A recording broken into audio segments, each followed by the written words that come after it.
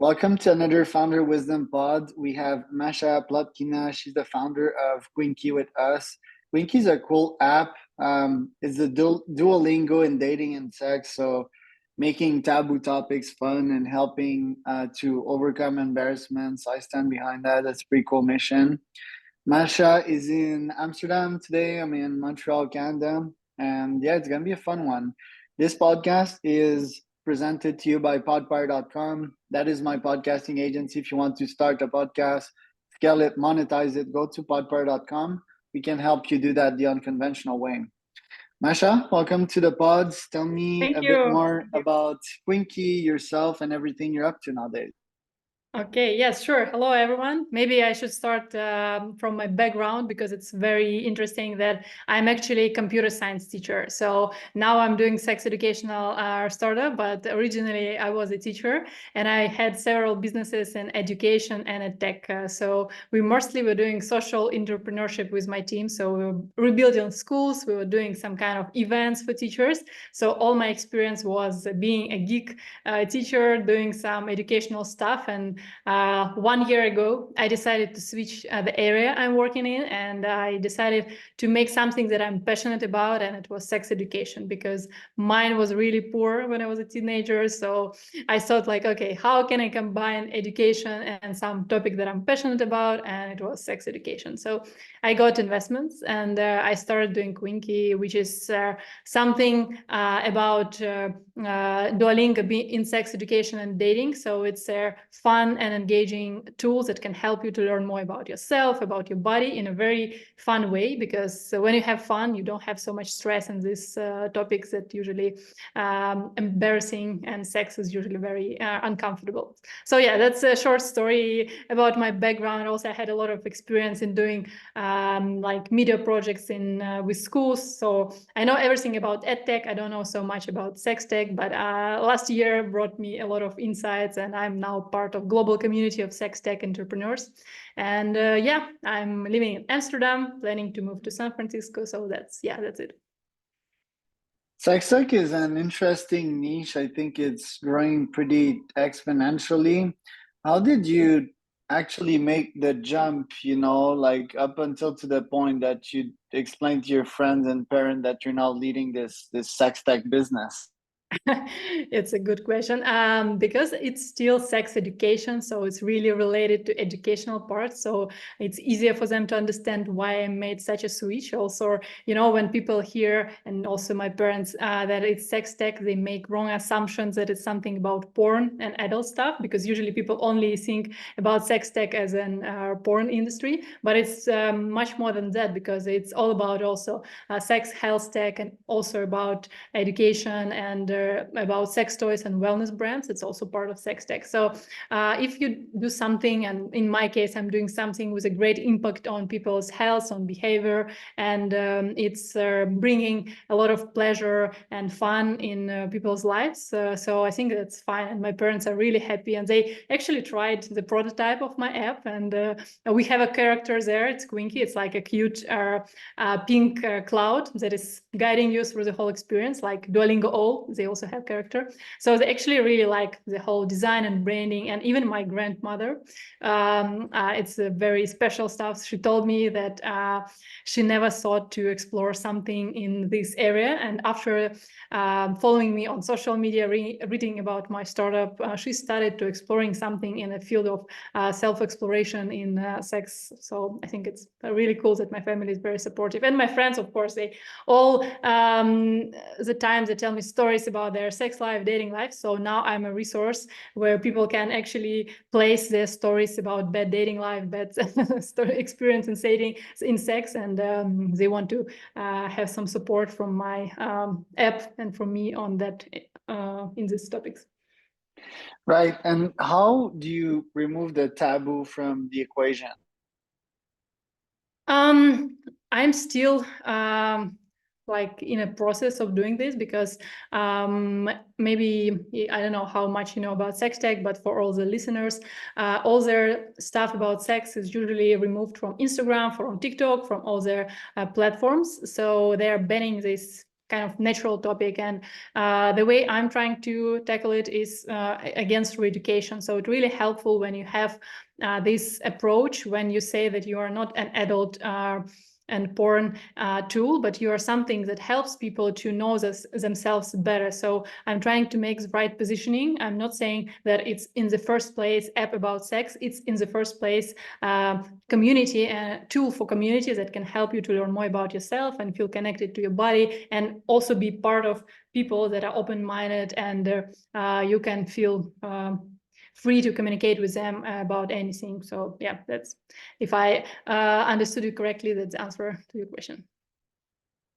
Right. And where is, because I feel that sex for women nowadays, it's perfect. It's like exploration, but I feel for men, it's been taken too far. And there's actually a porn problem out there because testosterone tends to burn fast and make more stupid decisions, and addiction seems to be more on the male side of things. So where can that be taken too far, or is it being taken too far, this whole exploration of sex on the male side of things, that is? You mean if it's dangerous to explore too much for men because it can be at the end of the day addictive? So yeah. Yeah, for example, me and my friend, we grew up in the porn culture in Quebec, and yeah, we were straight up addicted to that shit since from 15 to, yeah, probably 25-ish. You know, it was very pervasive. Yeah.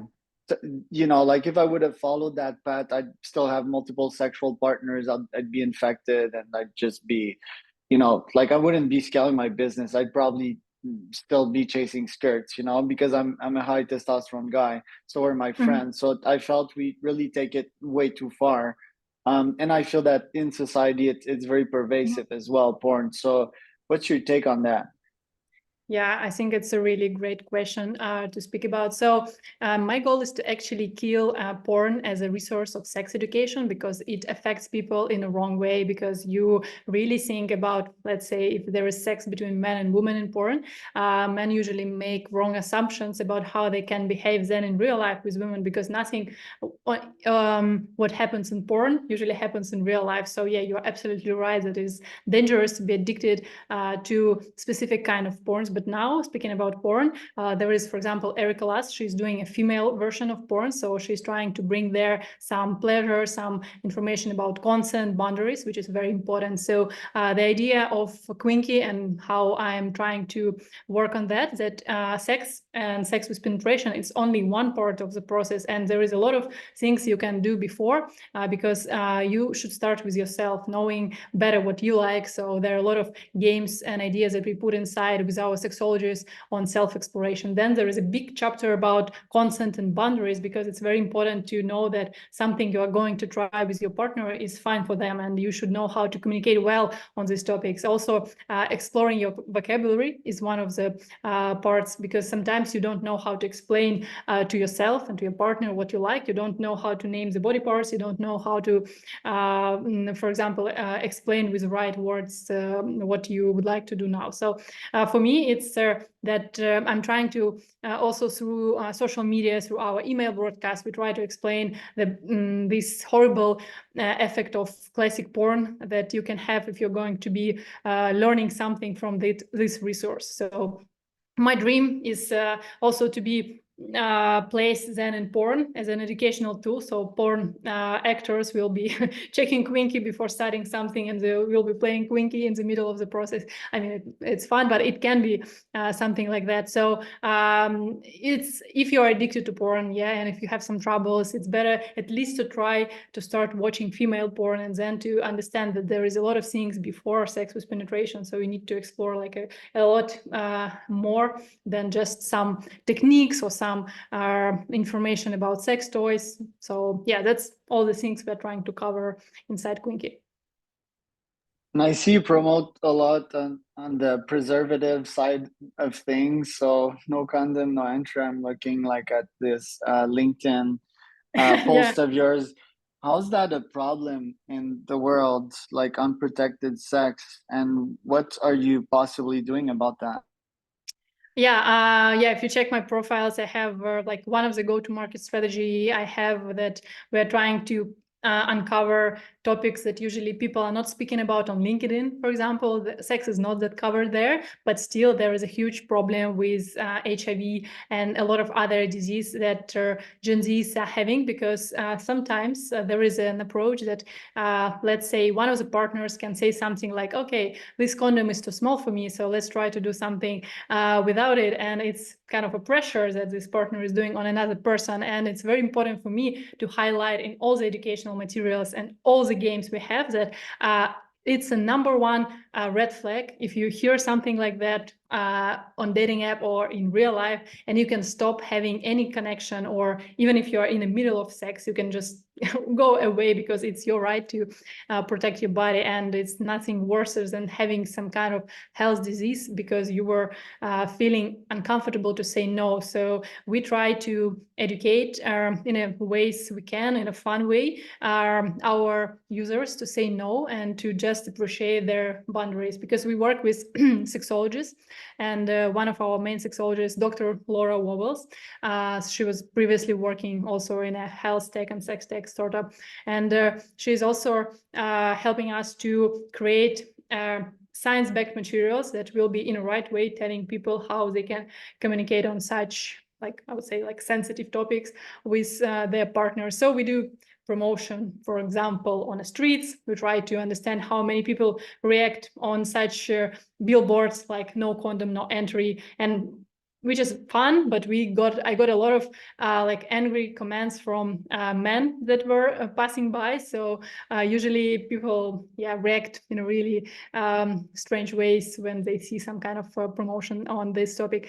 We try to post a lot on social media on that side. So yeah, if you go to our Instagram, or let's say you're part of our newsletter, you can find some questions and conversational starters that you can try with your partner if you would like to speak about protection. And we also promote condom brands that you can use. So yeah, I would like to do more on that side, but for now it's just educating people, helping them to start these conversations with their partners or potential partners. How did you meet your co-founder, and how was the Antler experience game-changing for you? Yeah, I think I feel sometimes like I'm Antler ambassador, because for me it was really a life-changing experience as I started my way in startups and in this entrepreneurial world with Antler, because before I had just a social business, so I was never a startup founder. And what they do, they invest in a really early stage, so you can have no product, no revenue, and they still can invest in you because they believe in teams. So they invest in a good combination of skills. Let's say like you are a CEO, you know how to sell, to fundraise, and your partner is more on financial side and on technical side. So they try to find great connections, people who can really handle a lot of stress. And my program was around 8 weeks, and they try to put you in as much stress as possible, so you can be prepared for the next chapters when you have real challenges, and they try to prepare you for a pitch session with investors that you have at the end of these 8 weeks. They also support you on the whole way after the program ends. So now, for example, I have sessions with my mentor, and they can help me with anything that is going around. So they help you to incorporate your company. They help you, for example, to find and hire people. They can help you and also make introductions to other VCs and angels. So they basically like a safe like start for anyone who on a very early stage. And if you already have some product, like you have, let's say, like 10K revenue, Antler is not a place for you, probably, because it's you are already on a later stage. But for me, I jumped into the new market, sex tech. I jumped on program having no team, no product, and in 8 weeks I raised my first angel round. And speaking about my co-founder, I'm already a solo founder, so we split with him. So it was actually very natural, because at some point my co-founder, my ex-co-founder Neo, he decided that he is not feeling comfortable to do startup, because it's not for everyone. You need to love challenges, so you need to love that every week or even every day you are changing directions, you are like fundraising, and he decided that he would like to do maybe something in just our more, let's say, like classical business. He would like to do a marketplace or something like that. And we split in a very friendly way. So we're still communicating. And yeah, thanks to him for that.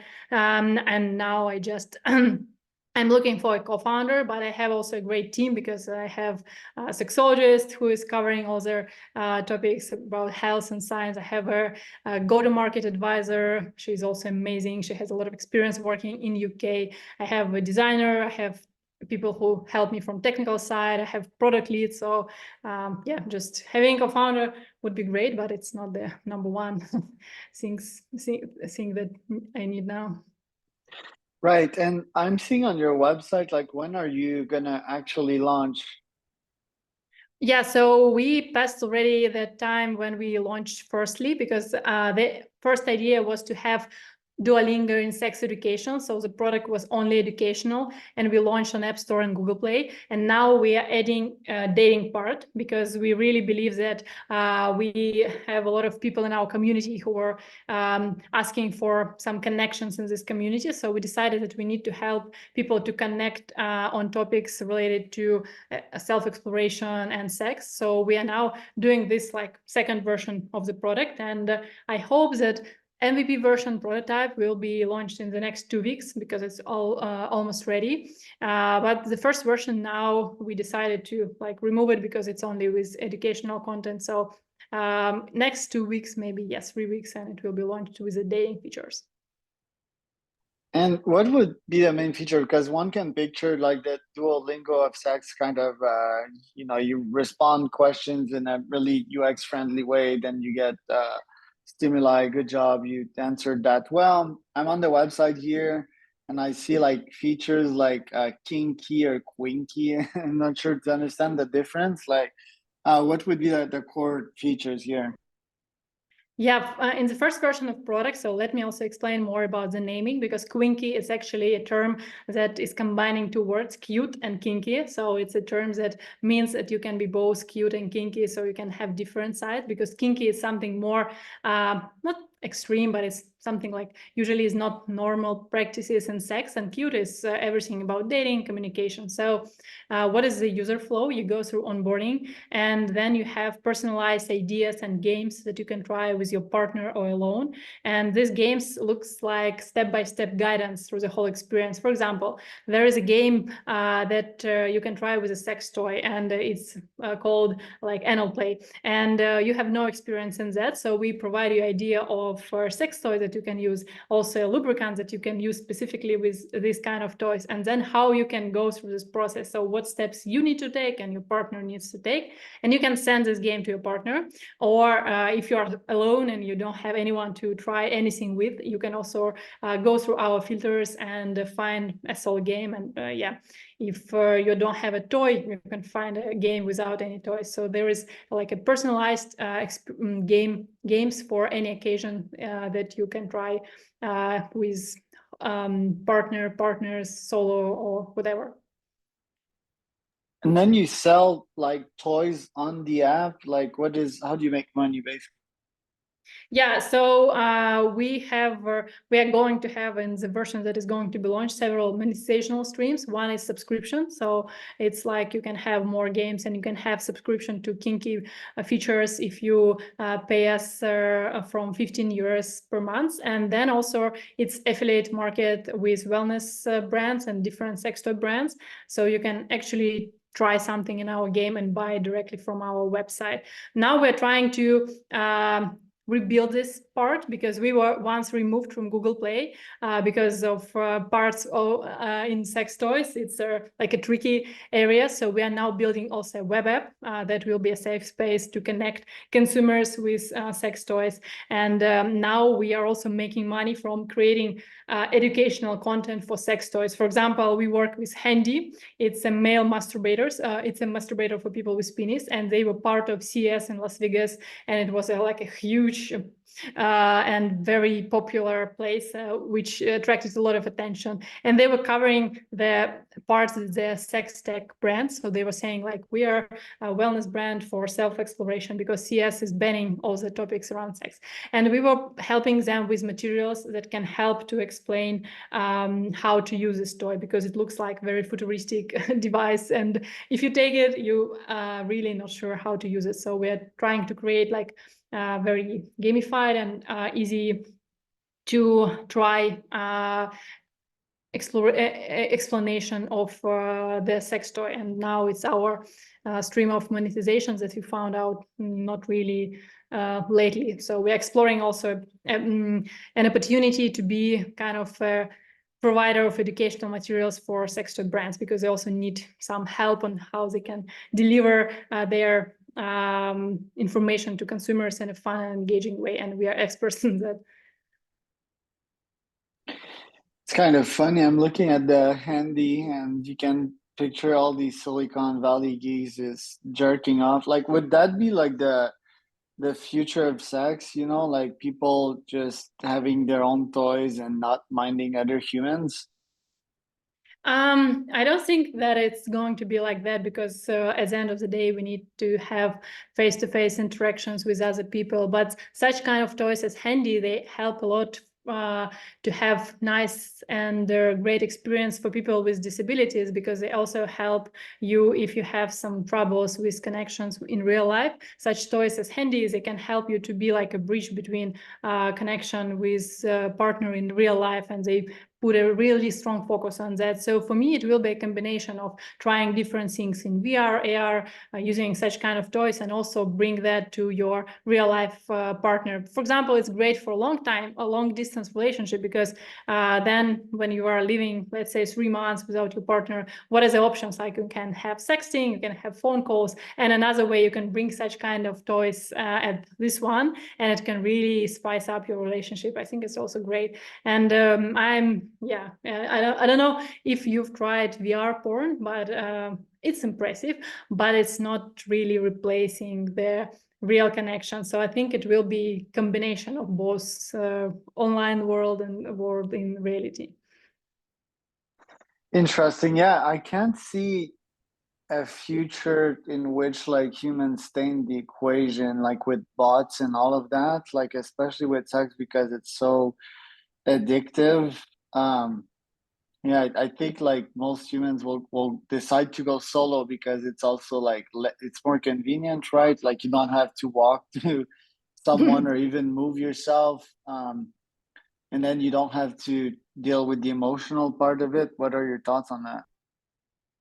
If you don't have, I mean, we have seen it through COVID, if you don't have any connections with people in real life, the level of your depression or some mental health issues are rising. So it's impossible to replace human connections if people would like to stay in a normal mental health and have stable mood, and don't have any increasing level of depression. And there are some stats, I can't maybe tell you the right numbers, but there is something around like 30% of people having worse their mental health if they're not engaging and interacting with people in real life. And I also know this stats that loneliness is something like smoking 15 cigarettes a day. And ex-founder of Tinder, she's now doing an app that can help people to go to deal with mental health problems. So I think that the increasing possibility of having some troubles in mental health will be the #1 factor why people are not going to be online and won't have any connection. So we can't survive if we are not having friends, if we are not having family. So I hope that it's not going to be the case, and such apps like mine are going to help with that. So if you don't know how to communicate with people, you can go to our app, and it will be helping you to build connections. So I believe that there will be more services helping people to interact in real life. That's what I think.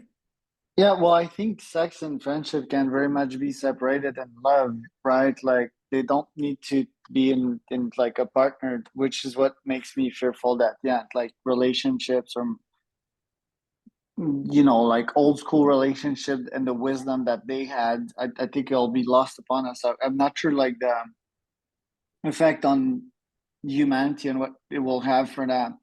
I'm looking at the handy, and one of the co-founders' last name is Bang, so that had me laughing. And then my question is like, is the Jan's CEO, is he like the guy giving me a hand job with Handy because he crafted the thing, or is it even creepier and it's like a weird engineer that's jerking me off while using this thing? It's a bit odd.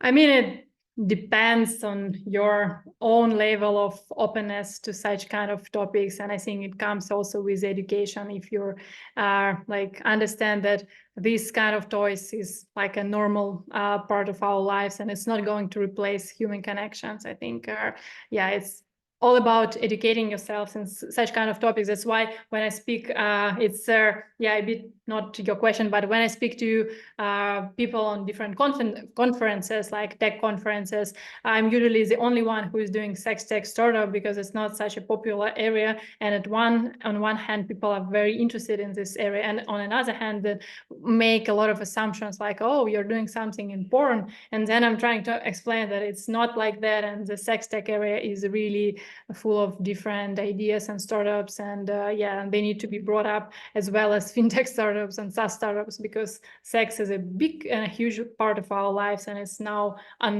really uncovered, and there's so much embarrassment around this topic. So I think sex toys should be explained more well in different ways, and people shouldn't be so embarrassed to use them. And if you're masturbating, it's not something that you should be yeah, be embarrassed of. Yeah, I definitely agree with that. Me, it's more like the ethical side of things. And I'm gonna have this other guy on my podcast, but I'm checking his background. It's in banking. So me, my concern is like making money in the name of addiction, right? Like, not saying it's your case because you're in education, but when there is a how should I call that? It's like a mix of Terminator and a sex, like a sex robot that's full purpose is pleasing you sexually. I mean, you're not a guy, but like you may understand that, like on the male perspective of side, like we've been built to ejaculate semen everywhere and fight and protect our territory, right? Like, and I think porn is like such an easy outlet for a bunch of young men to get lost and have their. I believe that once you're on this planet Earth, it's to add value to the other, because like the shirt that I'm wearing was built by someone else, the table that my laptop is sitting in by someone else, and then this beautiful technology. I think that a bunch of men are just wasting their lives just fully hooked on porn, and I think some people are profiting from that. And to me, that's a huge red flag. What do you think about this? So what is your question exactly? Well, what do you think about, yeah, like for example, the handy or whatever it's called? Do you think it's ethical to build these things out, and just make a shitload of money off people's addictions? I mean, we should maybe separate porn and handy, for example, not to mix this together, because as I mentioned, they're speaking about this brand, they do a huge impact on people with disabilities, and I think it's great. Porn is don't doing anything on that side, or maybe I don't know anything about that. I mean, there's also like brands who are doing something in cigarettes and alcohol beverages, and even sugar can be addictive. So it all comes with self control. So I think that we can't remove such kind of brands, because they're monopolists in different areas, and they make, as you mentioned, yeah, tons of money. So my goal is to build something that can help people who are looking for solution on this, and who are looking for some help if they don't want to be either addicted, or they don't want to have troubles in these areas. So for me, Handy is doing something with a great impact, because they're really trying to go beyond these addictive positive path because I know them from maybe other angle, and that the way they try to combine their educational part, this idea that they can help people who